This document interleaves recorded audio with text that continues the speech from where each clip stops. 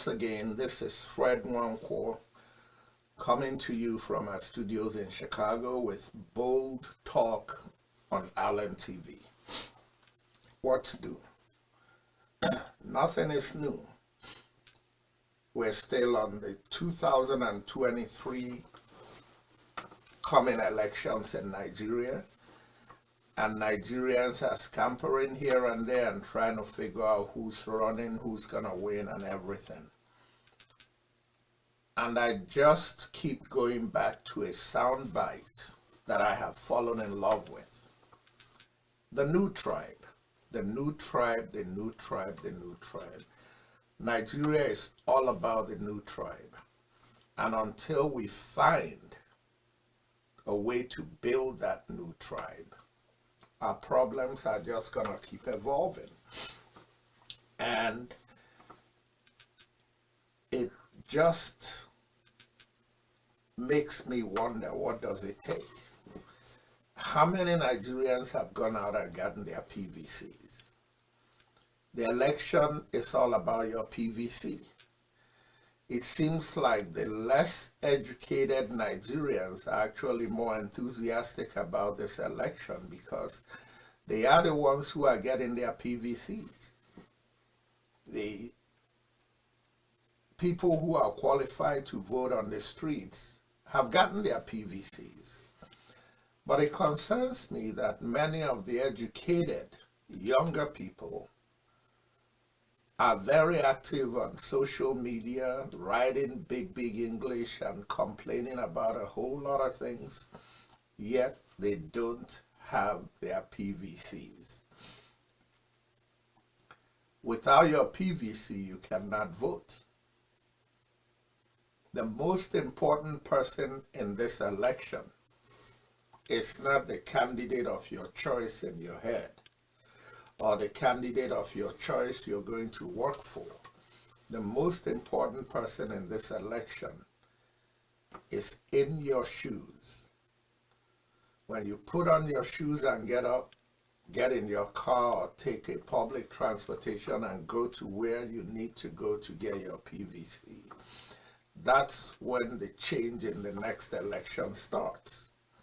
There are a lot of candidates in this election whose banks are inexhaustible. Their money cannot buy the election if you don't get paid by them to rig the election, because even with their money, they cannot win this election unless they find a way to rig it. You could take their money. You could take their money and go pay your rent. They're not going to walk into the voting booth with you. You go in there, you vote your conscience. If Nigerians register in crazy high numbers and go into that election booth with the anger of the last 7 years and what has happened to you in terms of your finances deteriorating, your respect deteriorating because you don't have a job, you don't have money, and people like this. If you walk into that booth with the anger in your heart and vote for the person you see among all of them that's most qualified to bring back dignity to your life, it doesn't matter what tribe that person comes from. It's about making your life better as a Nigerian. And it brings me to something that I really think I want to bring out to Nigerians. My problem as an Igbo person in Nigeria is not mainly from Yoruba people or Fulani people. Most of my day-to-day problems, if I live in Nigeria, comes from my fellow Igbo people that I surround myself with. Unless I'm one of those, and realistically I am, who in my everyday life actually reaches across to many other people outside my immediate tribal circles. But most Nigerians only gravitate around their tribal circles. And if you don't live in Lagos or Abuja, chances are you live in your tribal enclave, whether it's in Ibadan or Lagos or Kano or Benin, it's mostly your people.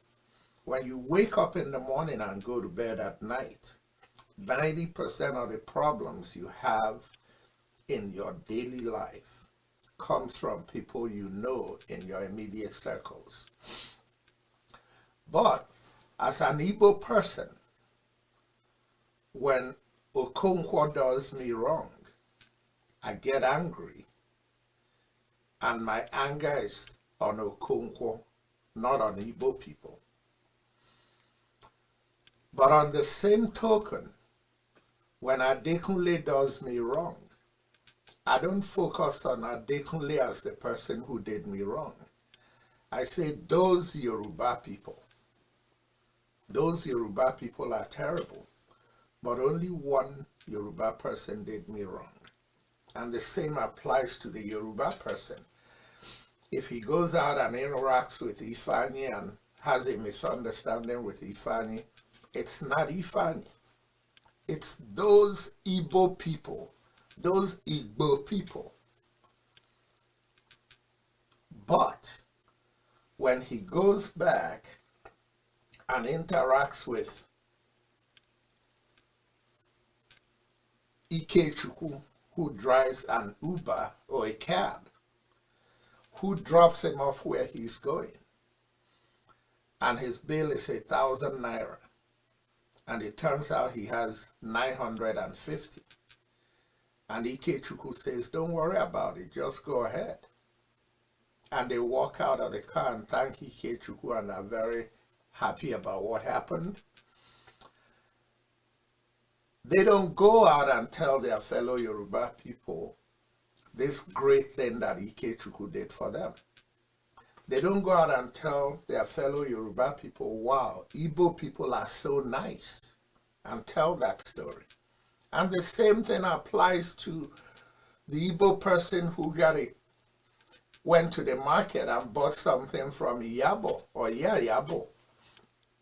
And they got into a conversation while it was going on, and the Yayabo kind of develops a friendship and some kind of sympathy towards that person, and they pay for the whatever item they came to buy, and on their way out, the Yayabo said, come here, and bags another item for them and say, this is Jara, just take this. Overwhelms them with joy because she just did something great for them. But when they leave, they don't go out and say, wow, if you see what these Yoruba people at the market did for. No. You only talk about what Adekunle did wrong to you. And you don't say that Adekunle did wrong to you. You say that Yoruba people are just terrible people. What am I trying to say, guys? It's not Igbo people. It's not Yoruba people.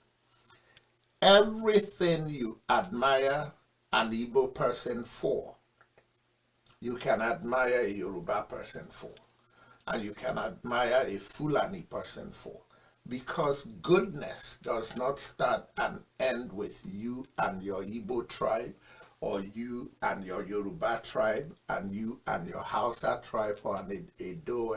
No, goodness cuts across people from all parts of Nigeria, and wickedness does not stop with the Fulanis or with the Yorubas or Igbos or anybody.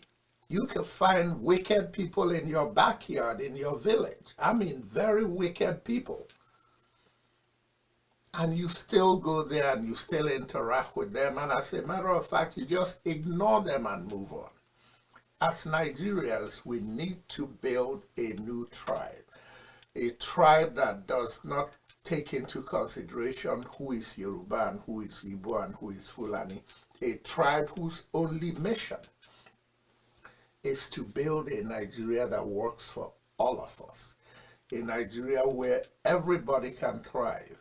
A Nigeria where the thriving can pick up the less skilled people and help them live comfortably, not to be in a position where they have to kiss your shoes to have a daily meal.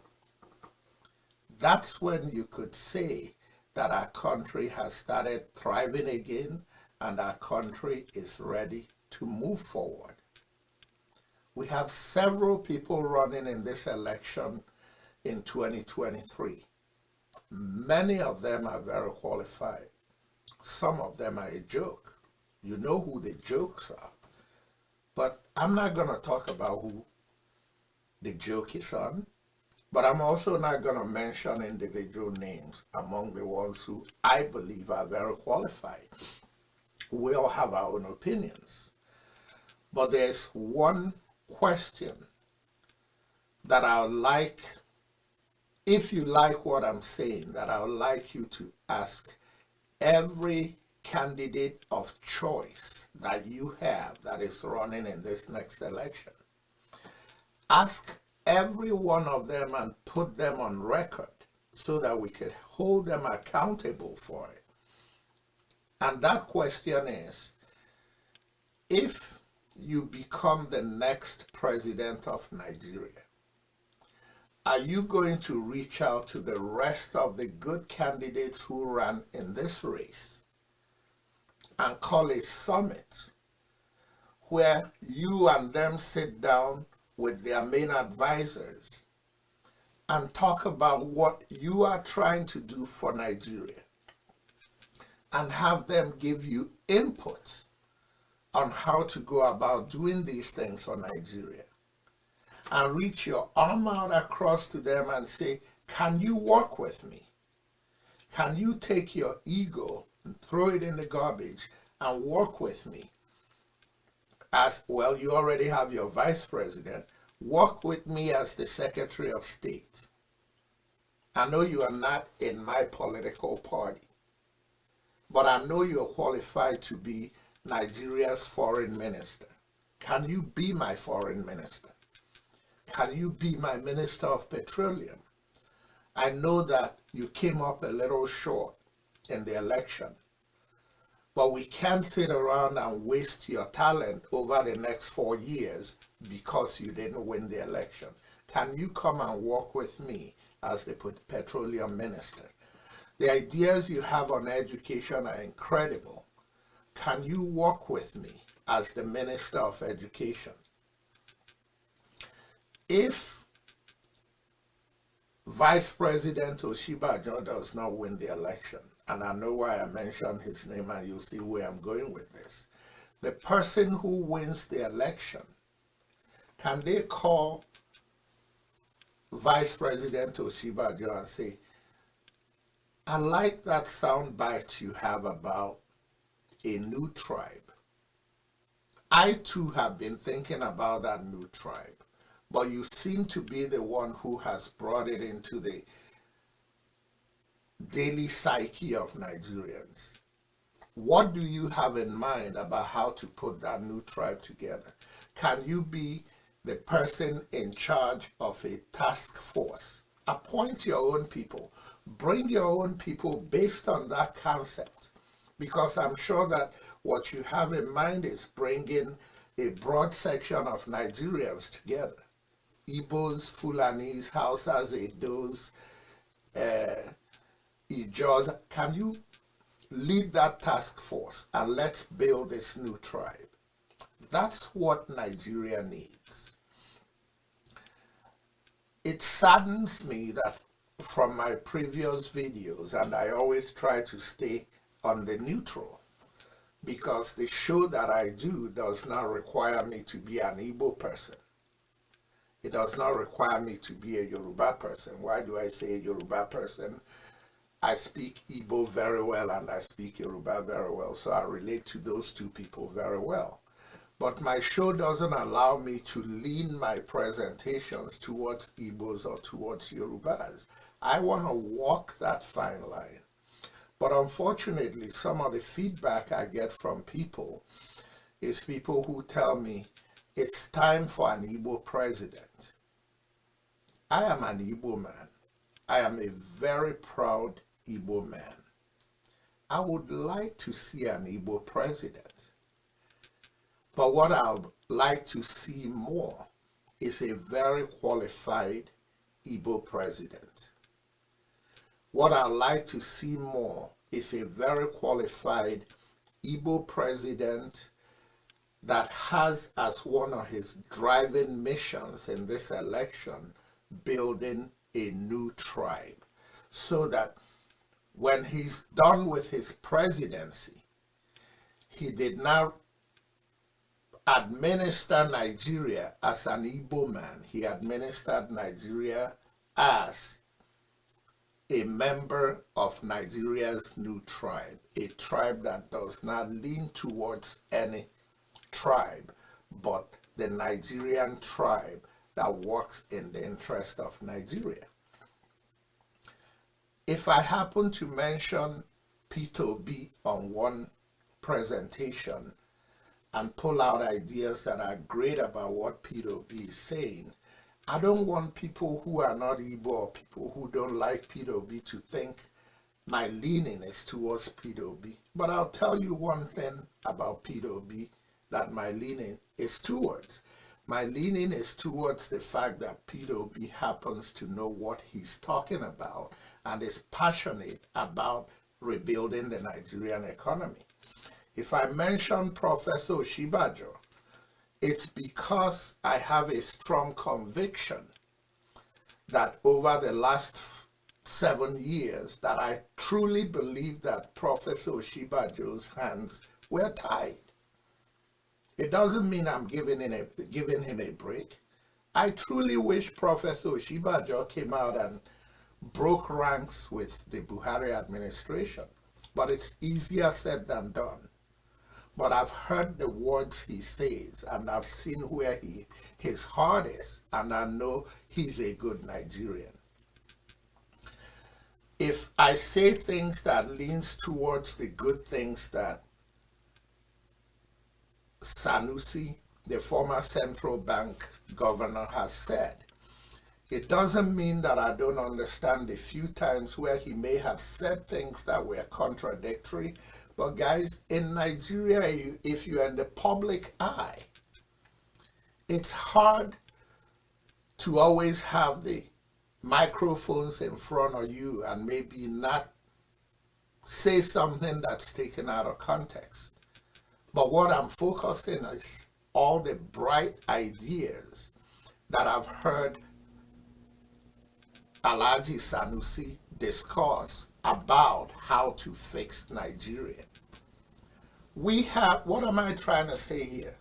There are brilliant Yorubas that are progressive. We shouldn't focus on what one lunatic Yoruba says that is not in the interest of Nigeria. There are brilliant Igbos that are very prepared to step into Asharok and on day one move Nigeria forward. As a Yoruba person or any other tribe, you shouldn't be scared about what the Igbo man may do when he gets into Asharok because you're worried about what happened 50 years ago in the Civil War. We have to move past that. I saw a presentation with Dr. Okwesilieze Modo, where they interviewed him and he passionately talked about why he thinks an Igbo man is qualified to lead Nigeria. But he asked a critical question. What have Igbos done that makes you so uncomfortable that 50 years after the Civil War, you're still worried about what this Igbo man, doesn't Nigeria have a constitution? Shouldn't our mission as members of a new tribe in Nigeria be how to fix that 1999 document that we all know is flawed? To fix it in a way that we take away all those deficiencies in the 1999 Constitution and make it a constitution that works so well that it doesn't matter who sits in Asharok, Yoruba, Hausa, Fulani, Edo, Igbo, or whatever, that whoever sits in that office is going to be guided by what's in a document. And if he gets away from running the country based on what the Constitution says can be done, can be removed by a legislature that is independent of the man who sits in Aso Rock. Shouldn't our focus be how to fix the judiciary in Nigeria to the point where they are so independent that it doesn't matter what Aso Rock does or what the legislatures do? When they come to court, they are going to be tried based on the laws of our land and freed based on the laws of our land, or jailed based on the laws of our land. Those are the things that matter, and all these things that I just say come back to one place. Building a new tribe that understands that not a single thing you own as a Yoruba person or as an Igbo person or a Fulani person, not a single achievement that is significant that you've made in your lifetime was made because you're a Yoruba man, or made because you're an Igbo man, or made because you're a Fulani man. Those achievements are made because you're Nigerian, and Nigeria gave you the tools and the resources to go out there and excel and become who you are. I live in the United States. I have never seen a United States achievement reported as an achievement by the Irishman who was the hands-on person who brought about that achievement for the United States. There are Nigerians who live in the United States who have done significant things that made America shine. And I've never seen them reported as America just shined because a Nigerian discovered XYZ or won XYZ. No, it's an American achievement. How can we build a Nigeria where we talk about Nigerian achievements and not news reports that, oh, another great thing done by a Yoruba man, another great thing done by an Igbo man? Who cares what tribe you come from? You were put in a position to do those things because you're Nigerian, not because you're Igbo, not because you're Yoruba. Folks, if we continue to do things tribally as Igbos and Yorubas and Hausas, after what's gone on the last 7 years, we risk that the honeymoon is getting to the end point. And the next thing that's going to happen is that our country is going to disintegrate, and the different regions are going to be run by warlords. Not one warlord in Igbo land, not one warlord in Yoruba land, not one warlord in the north. Just take a look at what's been going on, especially in the north with Boko Haram, and in the southeast with IPOB, and in the Delta region with the different fragments of people who are fighting there. And tell me if any of those sections where the agitations are most significant.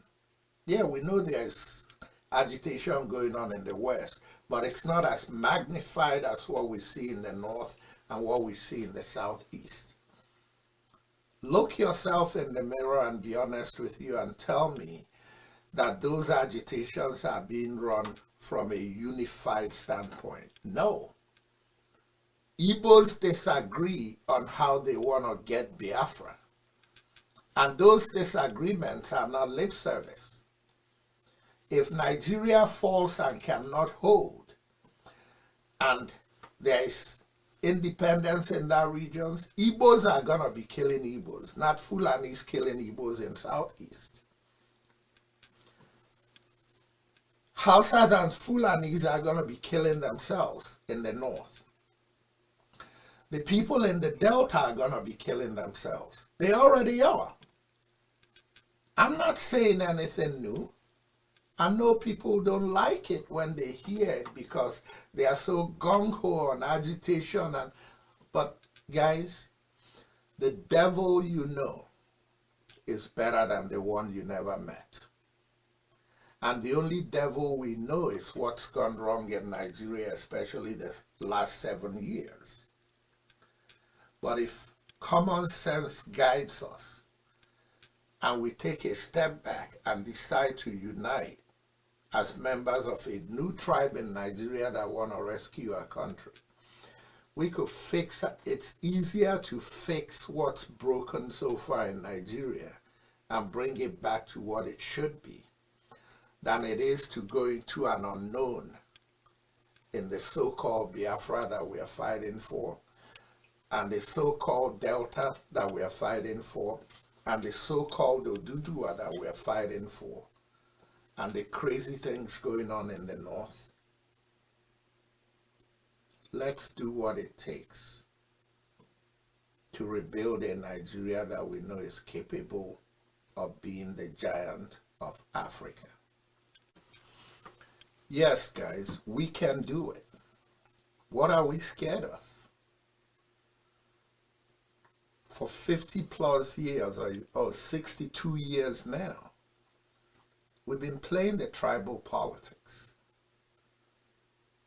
And each time we take 5 steps forward, another person comes in as president who doesn't buy into those 5 steps forward, and we take 10 steps backwards. The net is negative. What are we scared of? Why can't we try something new? Something new is something good. A new tribe is something good. Tribalism is terrible. The only reason we haven't established ourselves as the giant of Africa is because of tribalism. If we leave tribal politics alone and build this new tribe, the concept of a new tribe is a concept that can take Nigeria to the next plateau. Let's do this, folks. Let's start today building a tribe that can make every one of us better and make our country a better place for everybody to live and thrive. My prayer is that we all live to see the glory days of Nigeria again. I strongly believe we can do it. It starts today, and it starts with you.